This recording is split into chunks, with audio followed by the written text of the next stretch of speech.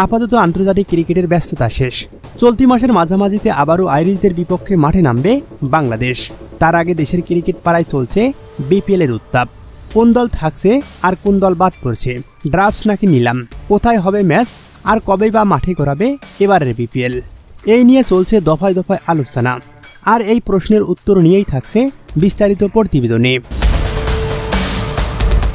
শেষ মুহূর্তে বিসিবির দেওয়া শর্ত মেনে বিপিএলের আসন্ন আসরে দল নিতে আগ্রহ প্রকাশ করেছে 11টি প্রতিষ্ঠান, যেখান থেকে পেশাদার দল বাছাইয়ের শেষ মুহূর্তের প্রক্রিয়ায় ব্যস্ত গভর্নিং কাউন্সিল। সূত্র থেকে প্রাপ্ত তথ্য অনুযায়ী গত আসরে অংশগ্রহণকারী দল থেকে বাদ পড়তে পারেন চিটাগং কিংস। মালিকানায় পরিবর্তন এনে দল পাচ্ছে রাজশাহী ও সিলেট। এছাড়া আগের মালিকানায় থাকছে রংপুর রাইডার্স, ঢাকা ক্যাপিটালস ও খুলনা টাইগার্স। আসন্ন আসরে থাকছেন না ফরচুন বরিশাল। কুমিল্লা ফাইটার্স নাম দিয়ে নতুন করে ফিরেছেন কুমিল্লার দল। মোটামুটি 6 দল নিয়ে মাঠে গড়াতে পারে বিপিএল 2026 আসর। ফ্র্যাঞ্চাইজিগুলোর দাবি ছিল ড্রাফটসের পরিবর্তে নিলাম আয়োজন করার। সেই প্রচেষ্টাও চালাচ্ছে বিসিবি, যাতে করে বিপিএলকে আরও আধুনিকায়ন ও যুগোপযোগী করা যায়।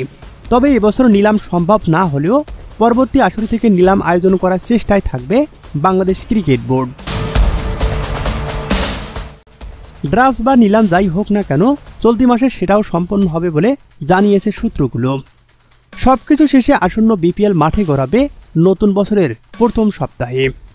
এছাড়াও ভেন্যু নিয়েও সুখবর দিয়েছে বিসিবি। ঢাকা, চট্টগ্রাম এবং সিলেটের পাশাপাশি বরিশাল ও রাজশাহীতে হতে পারে এবারের টুর্নামেন্ট। শুধু তাই নয়, এবারের বিপিএলে উন্নতমানের প্রযুক্তি থেকে শুরু করে থাকছে উন্নতমানের ব্রডকাস্টিং।